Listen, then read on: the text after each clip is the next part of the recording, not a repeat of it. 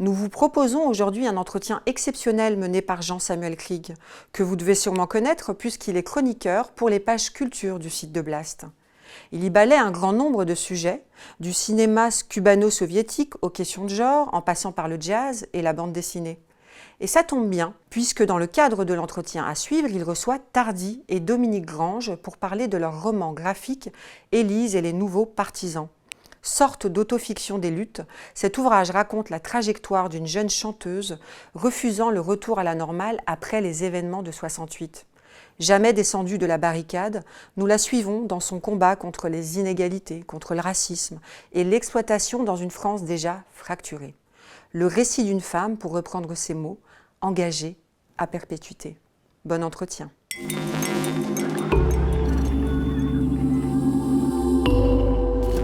Bonjour Dominique Grange, bonjour Tardy. Bonjour. Bonjour. Merci d'avoir accepté notre invitation à venir parler aujourd'hui de l'album Élise et les nouveaux partisans. Dominique Grange, vous êtes autrice, compositrice et chanteuse. Vous avez démarré une carrière dans la variété à partir de 63 avec un certain succès. Vous avez notamment enregistré et tourné en duo avec Guy Béard. Viens mon cher France, encore une danse, je rejoindrai mon vieux mari après. Et puis vous arrêtez brutalement votre carrière au moment des événements de mai 68. Vous devenez militante au sein du parti de la gauche prolétarienne, qui est un parti maoïste. Et vous vous consacrez à partir des années 70 à la chanson militante et engagée. C'est ce que raconte l'album dont on va parler aujourd'hui. En 1977, vous êtes embauché comme secrétaire de rédaction d'un nouvel hebdomadaire de bande dessinée qui s'appelle BD, où vous rencontrez votre futur mari, Jacques Tardy. Tardy, on vous présente plus, vous êtes l'un des rares auteurs de BD à être connu très au-delà du public lecteur de BD, notamment grâce à votre travail d'illustration des romans de Céline chez Gallimard. On vous connaît évidemment pour les aventures extraordinaires d'Adèle Blanc-Sec, pour votre travail sur la Première Guerre mondiale, avec notamment l'album C'était la guerre des tranchées, vos adaptations de polar, de Manchette, de Léo Mallet. Vous avez eu le Grand Prix d'Angoulême en 1985, et plus récemment, vous avez écrit des albums sur votre père, moi, René Tardy, prisonnier de guerre au Stalag 2B. L'album dont nous allons parler aujourd'hui, que vous avez écrit, Dominique, et que vous avez dessiné, Tardy, raconte les souvenirs de lutte d'Élise dans les années 60 et 70, et c'est ça dont j'aimerais parler avec vous aujourd'hui. Est-ce que ces luttes appartiennent à l'histoire ? Quelles sont-elles aujourd'hui et comment les idées évoluent-elles tout au long de la vie ? J'allais vous parler juste de votre postface pour démarrer. Vous écrivez, Dominique, que l'album, c'est ni tout à fait une fiction, ni tout à fait une autobiographie. Et en effet, il s'appelle Élise, il ne porte pas votre nom, c'est un personnage fictif, mais qui vous ressemble beaucoup, puisque déjà, c'est vos chansons qui sont dans la bouche du personnage, et puis les événements de sa vie ressemblent beaucoup aux événements qu'on connaît de votre vie. Et donc ma première question, c'était celle-ci. Pourquoi pas avoir assumé finalement de faire une autobiographie et de raconter votre histoire ? Et quelles sont les distances que vous avez prises avec la réalité ? C'est difficile de se mettre en scène quand en plus on est représenté par l'image. Donc on n'est pas dans un livre, on n'est pas dans de la littérature. Se mettre en scène et dire c'est moi j'ai fait ça, c'est pour moi tout à fait insupportable. Donc avoir mon avatar, c'est beaucoup plus commode.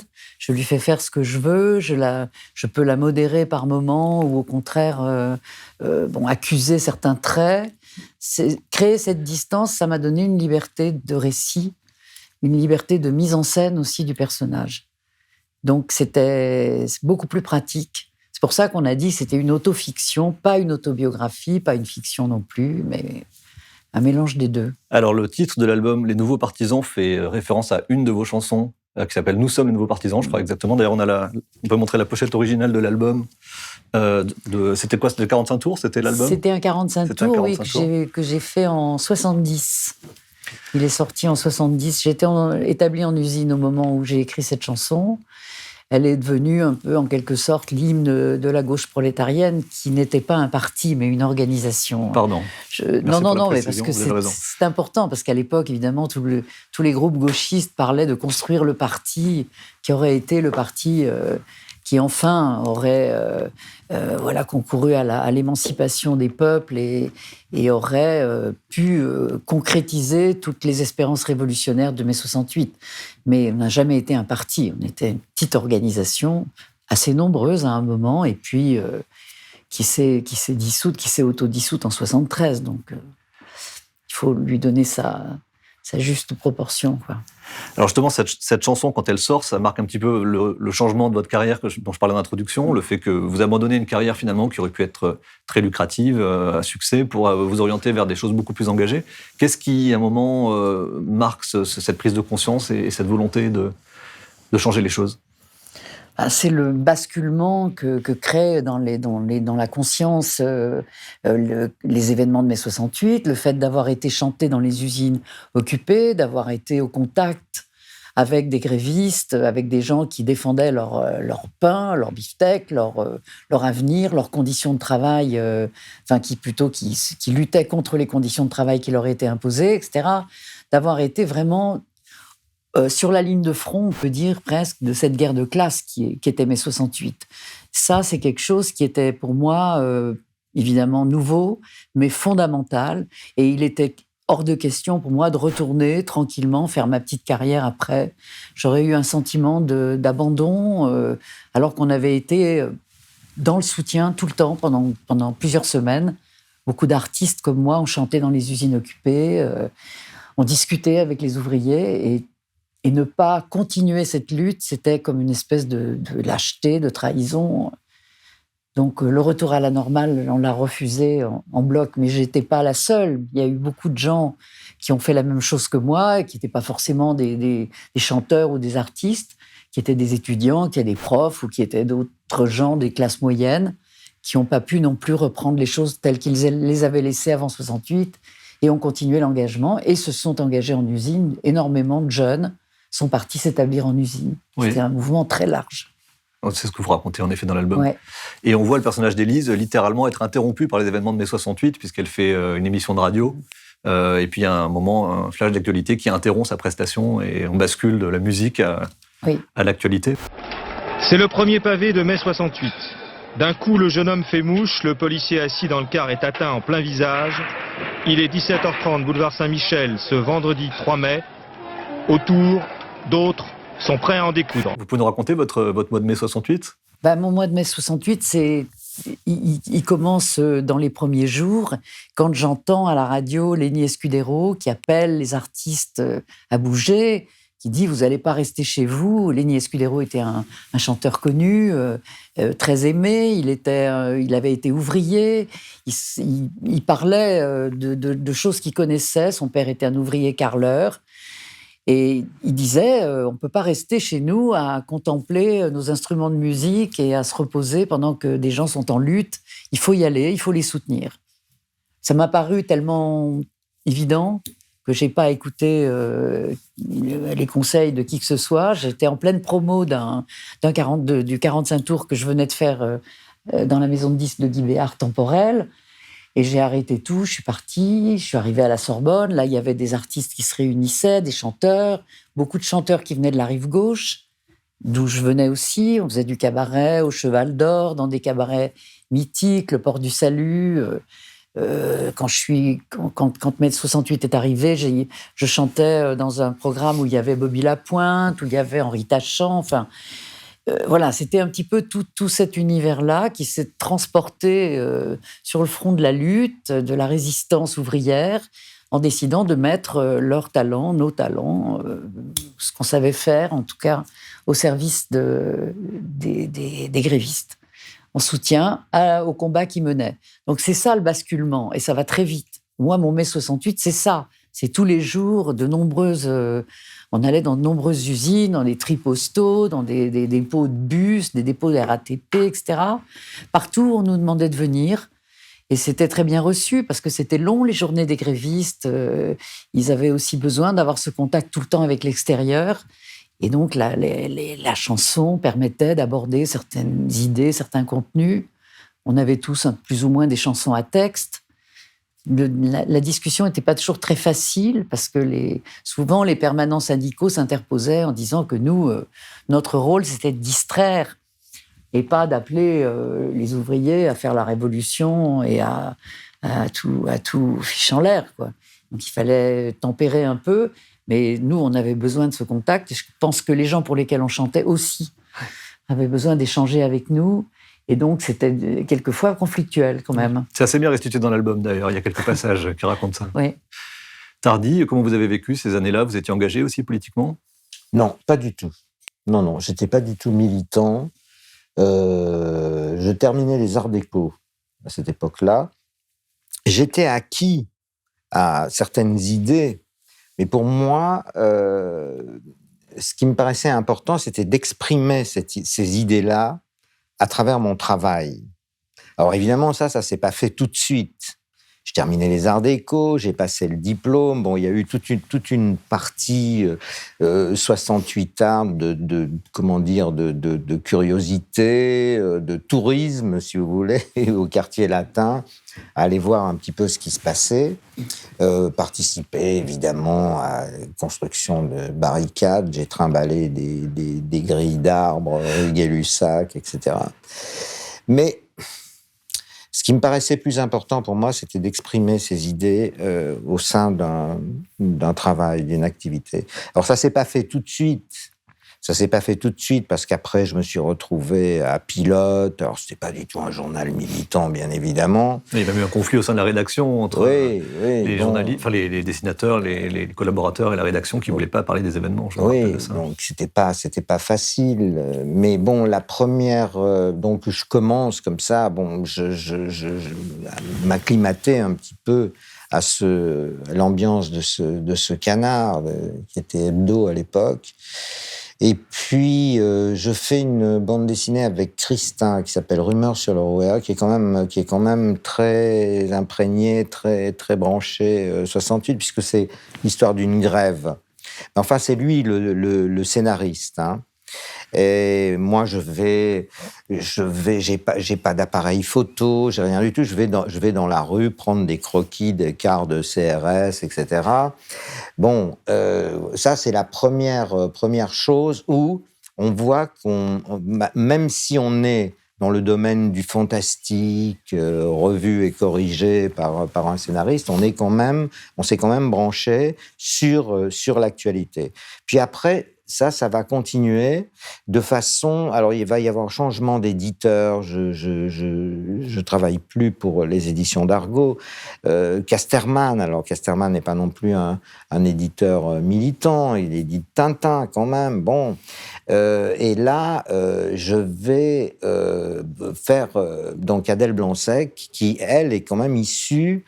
c'est l'année de la femme. Donc ça va influencer, parce que les héroïnes de bande dessinée, c'est Jodelle, c'est Barbarella, c'est cette bande dessinée dite pour adultes. À mon avis, c'était un faux problème, c'était pas du tout pour adultes.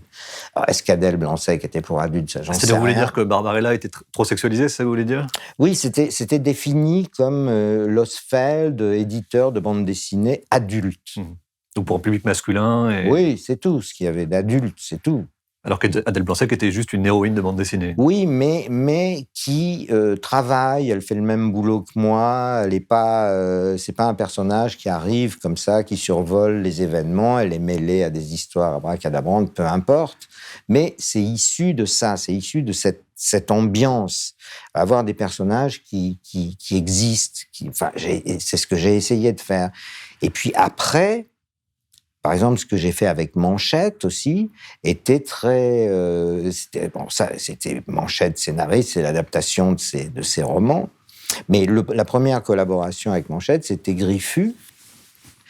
C'est l'année du trou des Halles, des expropriations et tout, et on part sur ce sujet-là. Donc on se branche sur le quotidien, sur l'actualité, en racontant une histoire policière avec un détective privé, etc. Mais un auteur très engagé, Manchette était voilà. un auteur Donc, très engagé. à partir de ce moment-là, ça me paraît absolument indispensable, en essayant de ne pas ennuyer les gens, d'aborder des sujets qui leur tiennent à cœur et qui sont contemporains et qu'on peut vivre au jour le jour. Voilà comment ça s'est passé. Et c'est d'ailleurs au moment où je fais Griffu, tous les journaux de bande dessinée, tous les journaux, il n'y en avait pas tant que ça, mais par exemple, Pilote était devenu mensuel, ça ne se vendait plus. Et un jour, Wolinski m'appelle en me disant on va lancer un hebdo de bande dessinée qui, en plus de ça, avait un grand format. Donc, avec Manchette, on va aux éditions du Square. Et c'est là que je rencontre Élise. Vous avez participé à l'écriture du scénario ou à la mise en scène de l'histoire ? Il y a eu de très longues discussions, oui, pas le scénario, c'est l'histoire d'Élise. Ça faisait des années que je lui disais, raconte ton histoire, bon, qu'on en fasse une bande dessinée. Il y avait la possibilité aussi d'écrire un roman, enfin, et bon, on a opté pour ça. Donc il y a eu de très longues discussions, mais surtout au niveau technique. C'est-à-dire, bon, pour évoquer, pour exprimer telle situation, voilà, moi j'ai besoin de place, j'ai besoin de sortir, on peut pas parler en permanence, il faut qu'on s'aère, on peut pas asphyxier les gens avec des longues plages de dialogue. Donc nos discussions c'était ça, mais aucune intervention de ma part sur le contenu de l'histoire. Alors je reviens aux événements racontés dans l'album. Il y a le mois de mai 68, il y a en effet le moment, et ça je pense qu'il y a beaucoup de gens qui l'ont oublié, où vous allez travailler, enfin où le personnage d'Élise, va travailler, se fait embaucher à l'usine pour continuer le combat au contact des ouvriers et les engager dans la lutte. Et puis, au début des années 70, il y a une certaine forme de radicalité qui se met en place. On voit d'ailleurs au tout début de l'histoire le personnage d'Élise fabriquer des cocktails Molotov. Qu'est-ce qui explique à un moment ce basculement dans la radicalité ? La répression. La répression est quand même assez violente dans les années 70. Hein. On la connaît à nouveau, la répression aujourd'hui, on l'a connue avec le mouvement des Gilets jaunes. Donc on peut en permanence faire le lien. Dès qu'on l'ouvre, dès qu'on est en colère, l'État n'a qu'une réponse, c'est la force. Son nom s'ajoute à la liste des centaines de blessés, notamment répertoriés par le journaliste David Dufresne, depuis le début du mouvement des Gilets jaunes. Dans de nombreux cas, il s'agit de blessures graves, parfois de mutilations, que les victimes porteront à vie. Donc forcément, plus il y a une espèce d'escalade qui se crée. Les Mao étaient très présents. Alors l'idée de l'établissement, c'était pas du tout d'engager les ouvriers à faire la révolution. C'était pas ça. C'était pas d'être une avant-garde. C'était d'être à l'écoute, de comprendre et aussi de vivre au quotidien ce que vivent des gens qui n'ont pas eu le choix, alors que nous, on l'avait. Donc ça, c'est important. Il n'y avait pas de mission d'aller lever les larges masses et de les faire entrer, de les faire partir en grève, etc. C'était pas comme ça que ça se passait. On était très, très anonyme dans l'usine. D'ailleurs, à un moment, il y a un ouvrier qui reconnaît le personnage, qui lui dit « Je t'ai vu, je suis sûr que je t'ai vu à la télé, c'est bizarre et tout ». Bon, effectivement, il l'a vu à la télé, sauf qu'elle a un peu changé physiquement et qu'elle peut lui dire « Mais non, si tu m'avais vu à la télé, je serais pas là, je serais pas à l'usine ». En tout cas, pour revenir à la question de la violence, il y a cette escalade qui se crée. Et quand on frappe, quand on tape juste sur des cibles comme le racisme, comme les conditions de vie des immigrés à l'époque, les bidonvilles, etc., forcément, on nous fait taire. C'est-à-dire qu'il ne faut pas en parler, il faut que tout ça soit caché à la périphérie des villes. Et quand on a été une fois dans un bidonville, on ne peut pas rentrer chez soi, dormir tranquille et se dire qu'on ferme sa gueule. En tout cas, moi, je ne pouvais pas.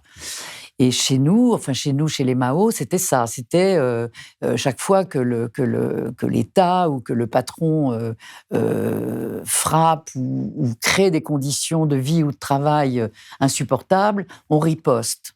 Et là, effectivement, on a un rôle d'avant-garde. Mais c'est comme ça, c'est parce qu'il faut aussi... Nous, on disait qu'il fallait qu'on soit un peu, en quelque sorte, l'ORTF du peuple. C'est-à-dire qu'on donne une diffusion large à des situations par des actions qui étaient spectaculaires, médiatiques et médiatisées d'ailleurs, comme il y avait eu comment on dit, le vol chez Fauchon d'un certain de bouffe, etc., pour porter ensuite tout ça dans un bidonville le lendemain. Bon, ça, c'est des actions qui étaient frappantes et tous les journaux en parlaient. Donc, à partir du moment où on parlait des gens qui étaient concernés et c'était ça qu'on cherchait. Alors, évidemment, il y a des moments où ça nous retombait sur la figure et c'est comme ça qu'Élise se trouve à un moment donné blessée. Ça fait partie. Et emprisonné après. Et ça fait partie, enfin, c'est une évidence. L'État ne peut pas laisser se développer de la contestation et que petit à petit, elle gagne les couches populaires jusqu'à enfler et être une révolution. Donc, on se bat contre l'État. C'est une guerre de classe. Les nouveaux partisans disent ça. C'est la guerre.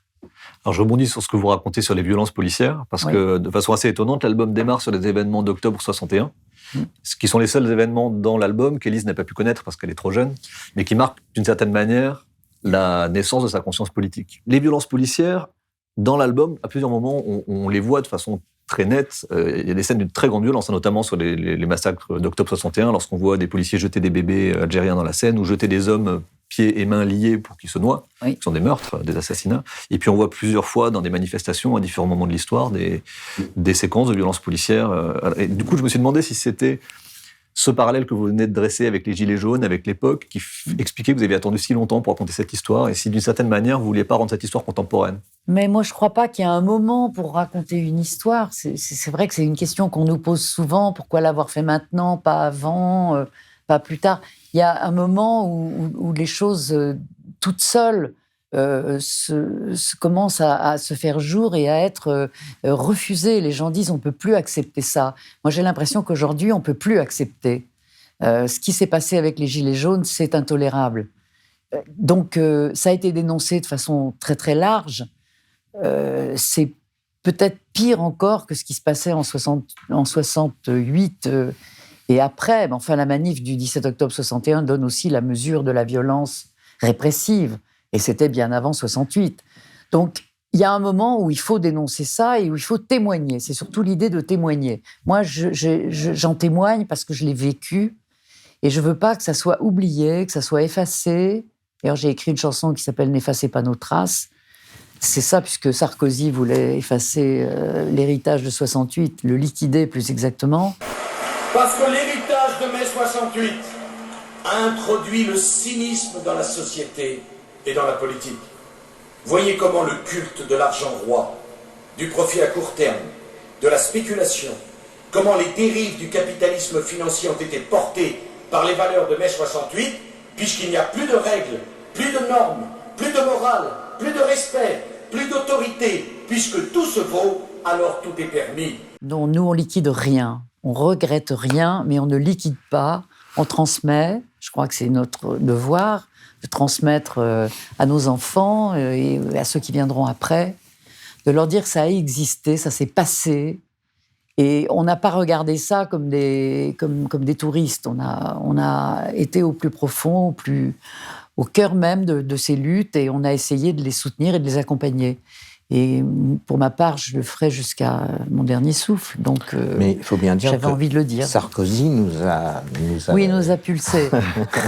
Il veut redonner de l'énergie. Il nous a beaucoup agacés. Non, mais simplement oser dire ça, oser dire il faut liquider l'héritage de mai 68, c'est quand même extraordinairement gonflé.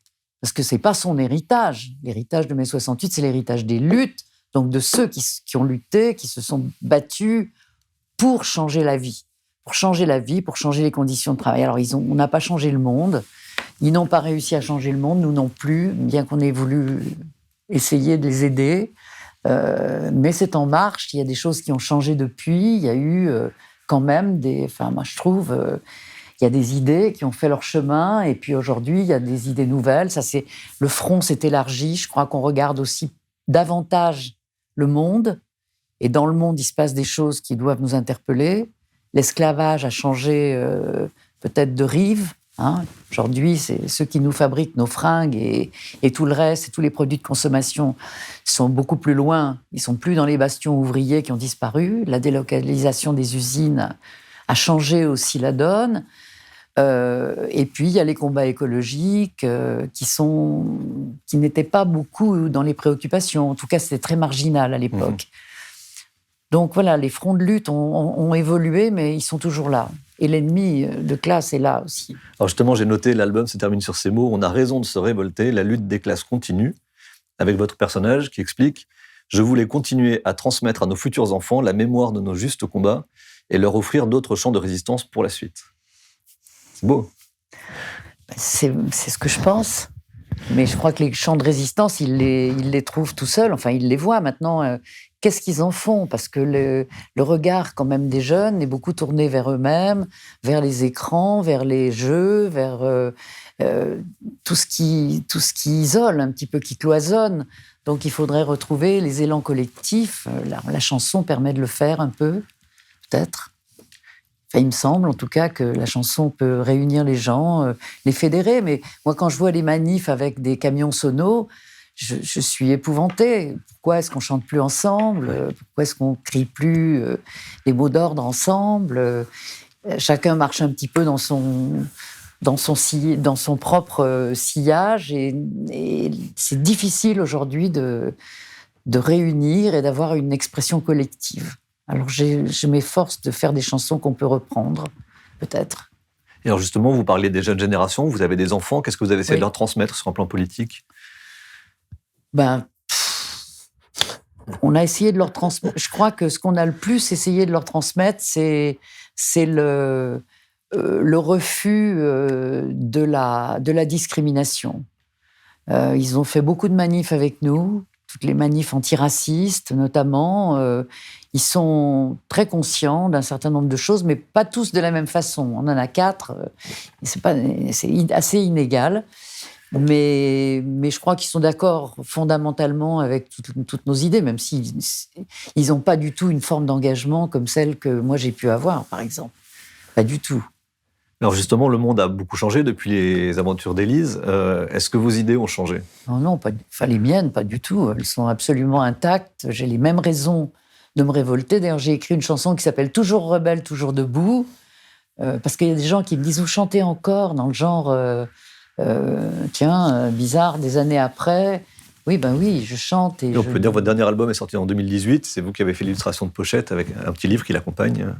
Oui. Je ne l'ai pas là, je ne peux pas le montrer, mais il s'appelle... N'effacez pas nos traces. N'effacez pas nos traces, voilà. Non, mais pourquoi est-ce qu'on ne pourrait pas chanter encore comme on écrit encore, ou comme on peint, ou comme on est vivant. Donc, tant qu'on est vivant et qu'on a la possibilité de s'exprimer, en plus, nous, on fait des métiers qui sont publics. On a la chance d'avoir le micro, comme aujourd'hui, une caméra, etc., de pouvoir dire des choses. Il faut s'en servir. C'est des armes qui sont des véritables privilèges. Et j'ouvrirai ma gueule tant que j'aurai un souffle de vie. Voilà. Et vous, Tardy? Moi aussi, j'utilise un moyen d'expression qui est certainement moins direct que la scène, la chanson, etc., qu'on peut chanter en groupe, dans la rue, n'importe où.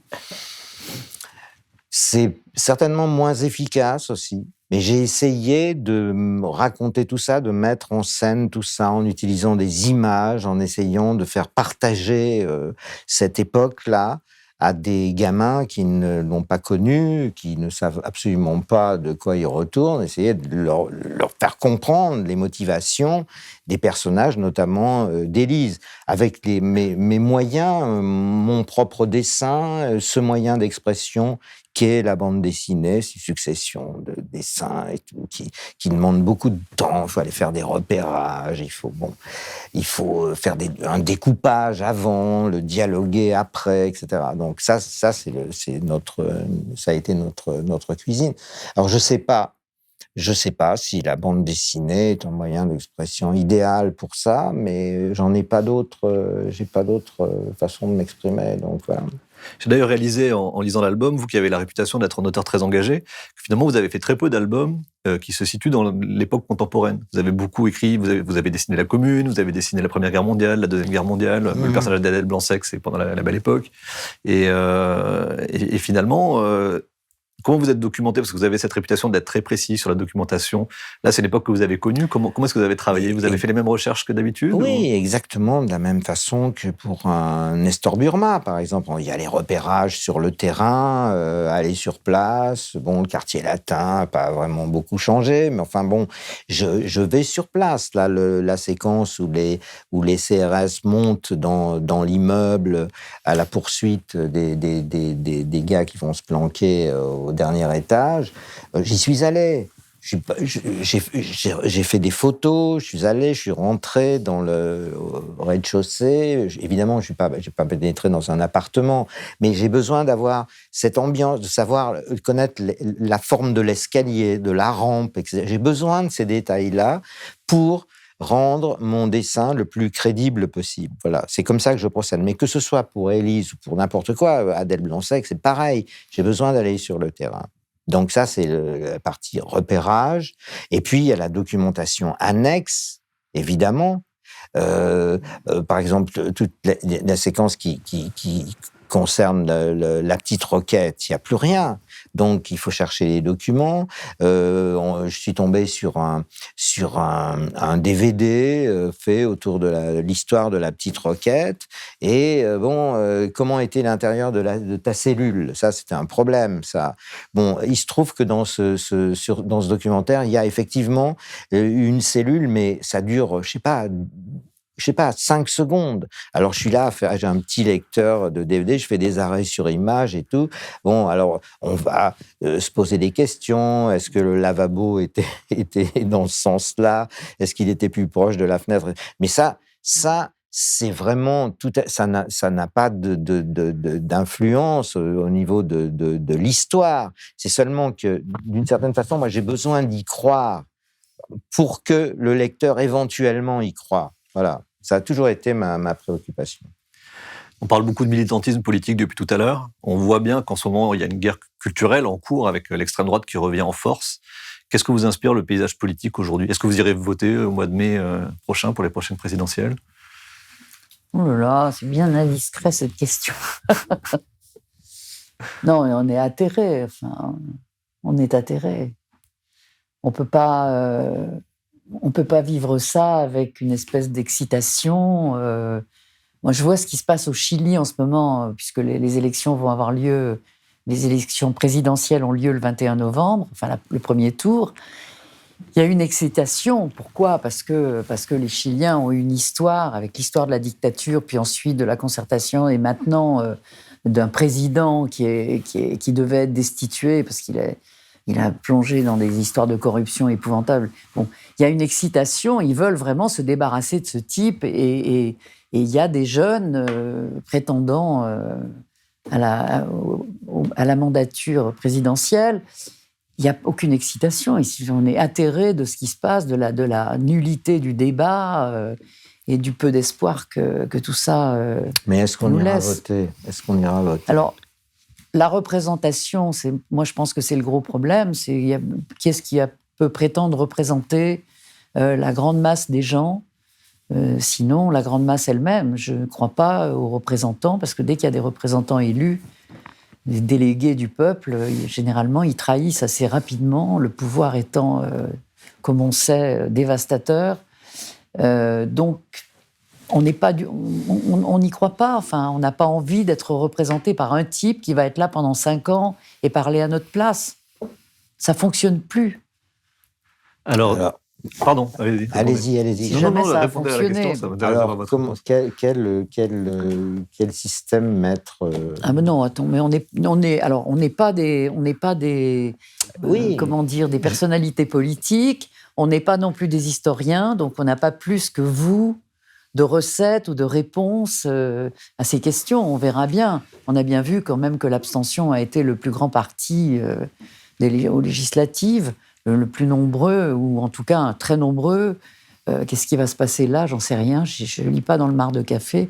Moi, ce que je peux vous dire, c'est que j'ai aucune motivation à aller voter dans l'immédiat, en tout cas. Voilà. Je ne crois pas aux élections trahison. Je trouve que ça marche toujours très bien. Alors du coup, ça sera ma dernière question. Si on ne va pas voter, est-ce qu'on peut encore croire aux utopies?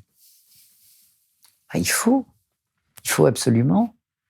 Mais c'est pas croire, c'est avoir des utopies, c'est avoir une vision qui nous donne envie de vivre, qui nous donne de l'espoir, qui nous donne envie de changer ce qui va pas. C'est ça l'utopie. Mais c'est pas les gens qui tiennent absolument à être élus, à avoir un poste, qui vont nous donner un quelconque espoir, une quelconque joie de vivre, et rien du tout. J'y crois absolument pas. Ces gens sont pas là pour ça. Ils ont d'autres motivations.